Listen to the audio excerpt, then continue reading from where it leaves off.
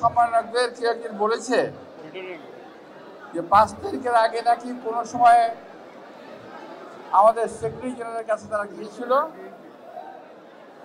এবং তারা বলেছে যে মির্জা ফখরুল ইসলাম সাহেব বলেছেন যে আমরা এক দফা নিয়ে কোনো সিদ্ধান্ত নেই নাই।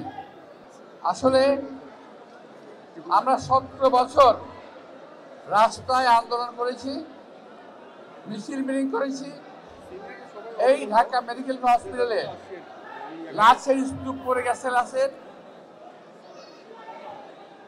জনগণ বহু লাঞ্ছিত হয়েছে, অনেক খুন জখম হয়েছে, মাসের পর মাস জেল খেলেছি।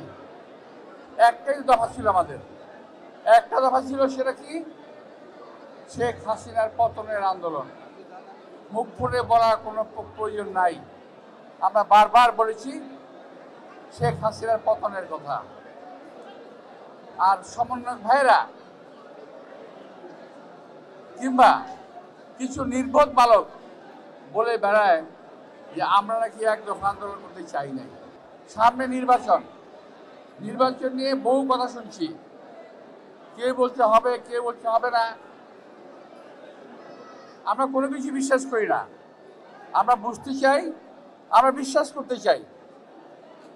সদ্য ডক্টর ইউনূস সাহেব যেই কথা বলেছেন ডিসেম্বরে নির্বাচন দেবেন, উনি তার কথাটা ঠিক রাখবেন, এটা আমরা বিশ্বাস রাখতে চাই। আমাদের সদ্য প্রফেসর ডক্টর ইউনূস সাহেবকে এই কথা বলতে চাই, আপনি যাদেরকে নিয়ে দেশ পরিচালনা করছেন, আপনার ডান দিকে এবং বাঁ দিকে একটু তাকিয়ে দেখবেন, একটু খেয়াল রাখবেন এরা কারা।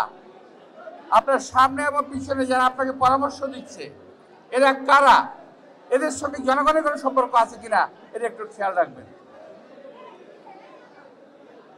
সংস্কারের কথা বলছেন, সংস্কারকে আমরা স্বাগত জানাই। যেখানে সংস্কার প্রয়োজন সেখানে সংস্কার করতে হবে, যেখানে সংস্কারের প্রয়োজন নাই সেই জায়গা নিয়ে ধাক্কাধাক্কি করে সময় নষ্ট করার কোনো প্রয়োজন নাই।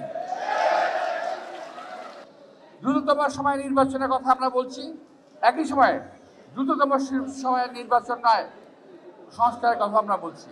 6টি সংস্কার কমিটি রয়েছে, এই সংস্কার কমিটির প্রধান কারা আপনাকে দয়া করে চিন্তা করে দেখবেন। কোনোদিন তারা কোনো একজন মানুষকে একবেলা ভাত খাইয়ে খেয়েছে না, কোনোদিন আমার সন্দেহ আছে। ওদের হাতের, ওদের কলমের কোন সংস্কার আমরা সহজে মেনে নেব না। আমরা সংস্কার যদি করেন আমরা কারেকশন করব, বিএনপি যে কারেকশন করবে অন্যান্য রাজনৈতিক দলগুলোর সঙ্গে মিলেমিশে আমরা সেগুলোকে ঠিক করে জাতির সামনে উপস্থাপন করব। কিন্তু ওই সমস্ত তথাকথিত বুদ্ধিজীবী আমদানিকৃত লোক যারা এই দেশের নাগরিক পর্যন্ত নয় তাদেরকে দিয়ে আপনারা করবেন আমরা মেনে নেব, এটা কিন্তু ঠিক না।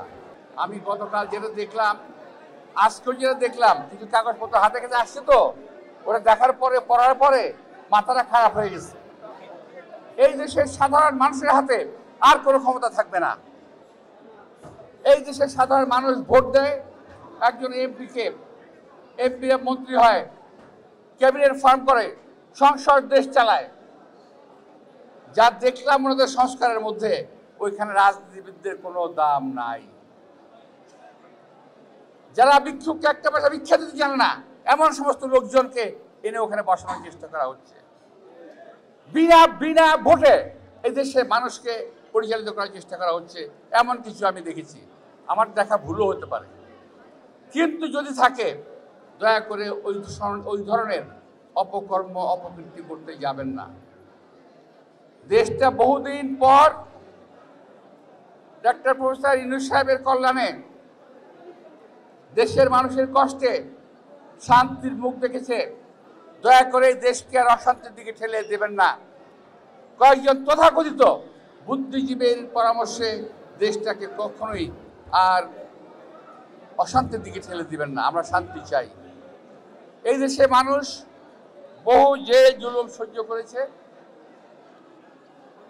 আমরাও বহু জেল খেটেছি রে ভাই, বহুদিন। আর জেল খাটতে চাই না। দেশে মানুষকে জেলে দিতে চাই না। দেশের সাধারণ মানুষ ভালো থাকবে এই কামনাই আমরা করি। নির্বাচনের জন্য যেটুকু সংস্কার প্রয়োজন ওইটুকু সংস্কার করেন শুধু নির্বাচনের জন্য। নির্বাচন করার পর নির্বাচনের পরে দেশে নতুন সংসদ আসবে, ও যেই আসুক, এনসিপি আসুক, জামাত আসুক, বিএনপি আসুক, যেই আসবে তাকে আমরা সালাম দিয়ে মেনে নেব। তারা যেটা করবে সেটাই মেনে নেব। কিন্তু কোনো অনির্বাচিত সরকারের ব্যক্তির কোনো কথা আমরা মেনে নেব না। প্রিয় ভাইরা, আমার কথাগুলো খুব খারাপ লাগতে পারে অনেকের, কিন্তু আপনারা বিশ্বাস করেন, আমি যা দেখেছি, ওই যে হঠাৎ করে যদি লাশ কাটা করে ঢুকে না, লাশের যে অবস্থা দেখলে যে অবস্থা হয়, আমার মনে হয় যে আমি ওগুলো দেখে লাশ কাটা করে ঢুকেছি। এত বছর আন্দোলন করলাম গণতন্ত্রের জন্য, এত বছর আন্দোলন করলাম মানুষের অধিকারের জন্য, আর তাদের সংস্কারের মধ্যে দেখি ওই মানুষের অধিকার পার্মানেন্টলি কেড়ে নেওয়া হয়েছে। এটা হতে দেওয়া যাবে না। আমরা সংস্কার অবশ্যই চাই, নির্বাচনকালীন সংস্কার চাই। নির্বাচনের পরে এই দেশের মানুষ যাকে ভোট দেবে তারা প্রয়োজনীয় সংস্কার করবে। সংস্কার একদিনের কাজ না, হাজার বছরের কাজ, যুগ যুগ ধরে সংস্কার চলবে। সুতরাং আজকেই সংস্কার করে সব শেষ করে ফেলতে হবে এমন কিছু যেন না হয়।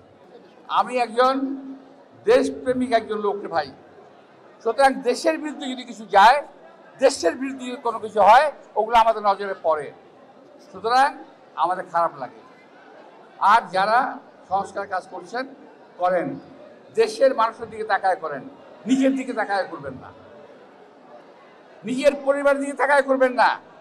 আমার মনে হচ্ছে বিশেষ কিছু লোক বিশেষ কিছু দলকে সুবিধা দেওয়ার জন্য এই সংস্কার কাজ করতেছে। সুতরাং আমাদের কথা পরিষ্কার যে আপনারা শুধুমাত্র নির্বাচনকালীন, আমি আবারও বলছি, নির্বাচনকালীন সংস্কারটা করেন, এর বেশি কিছু করার দরকার নাই। অতি সন্ন্যাসীতে গাজন নষ্ট হয়, সুতরাং বেশি সন্ন্যাসীর প্রয়োজন নাই। আগামী দিনে ইনশাল্লাহ ডিসেম্বরের মধ্যে আমরা একটা নির্বাচন পাবো এই আশা ব্যক্ত করে আমি এটাও আশা করছি ডক্টর প্রফেসর ইউনূস সাহেব কোনো পরিস্থিতিতেই তার কোনো কথা নড়চড় করবেন না, এটাও আমরা বিশ্বাস করি।